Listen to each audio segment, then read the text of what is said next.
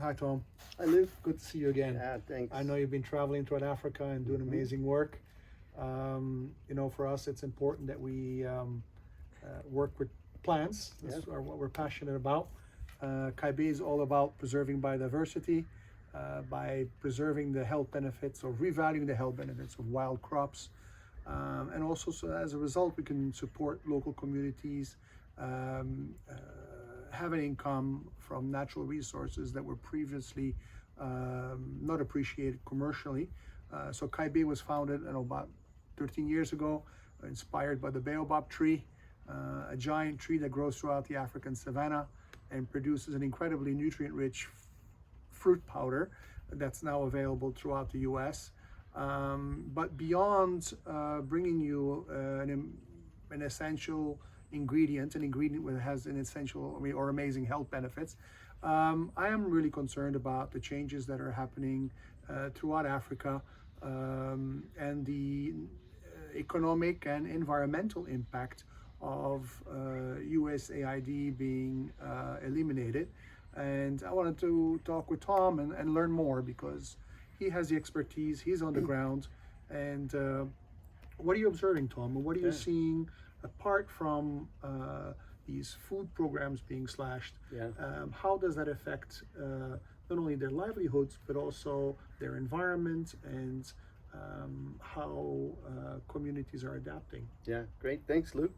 Yeah, I've just recently back from some weeks in Kenya, Uganda, Tanzania, and Burundi, where we're really seeing some of the effects of these USAID cuts, firsthand on the ground.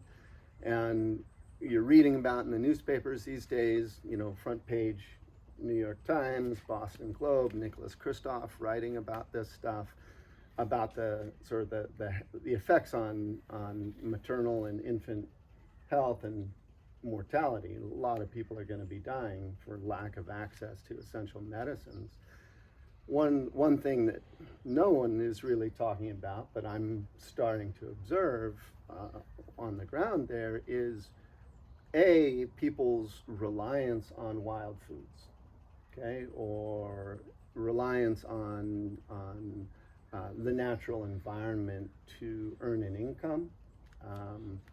Because what we're seeing with a lot of health services closing, government health services shuttering, not having drugs, people need to turn to sort of private drugstores, private health clinics.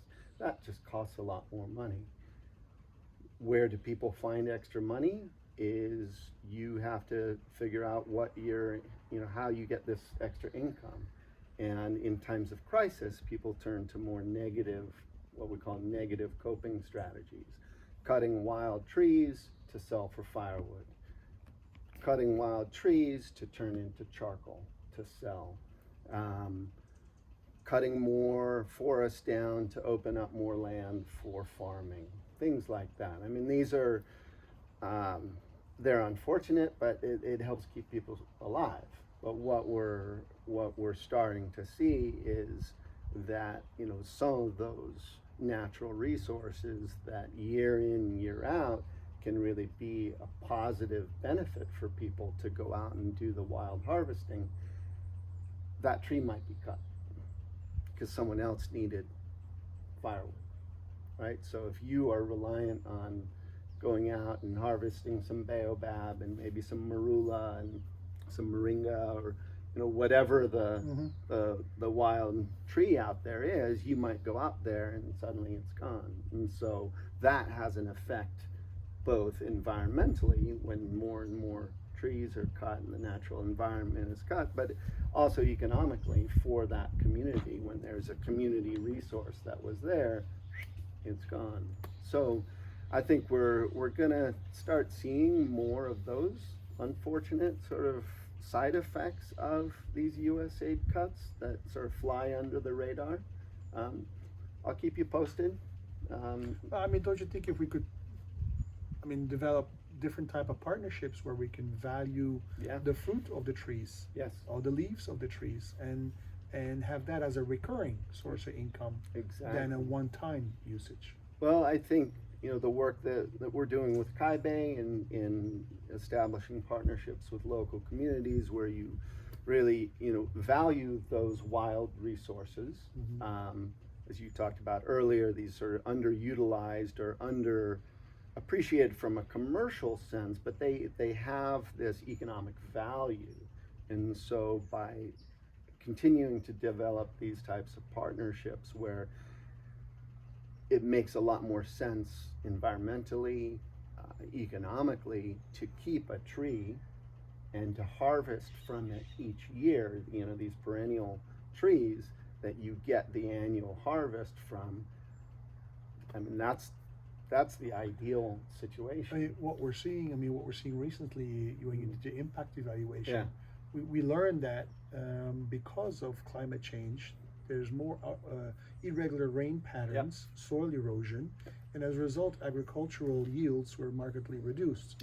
And we're also learning that the communities that we're working with are becoming more reliant on the harvest, on income from harvesting Baobab.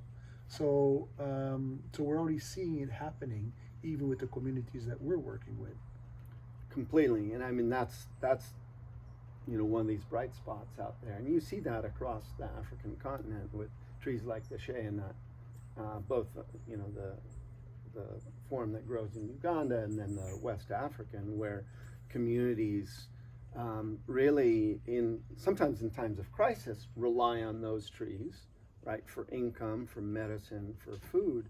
But what we're trying to do is really kickstart this into a really like an engine for community growth, like community betterment, community empowerment, more money in the pockets. More money means better diets, better nutrition, better healthcare practices. Great.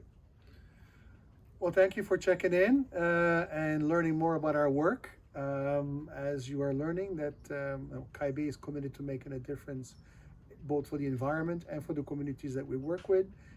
I personally think that revaluing wild crops and regenerative agricultural practices could go hand in hand and make a big difference for people going forward.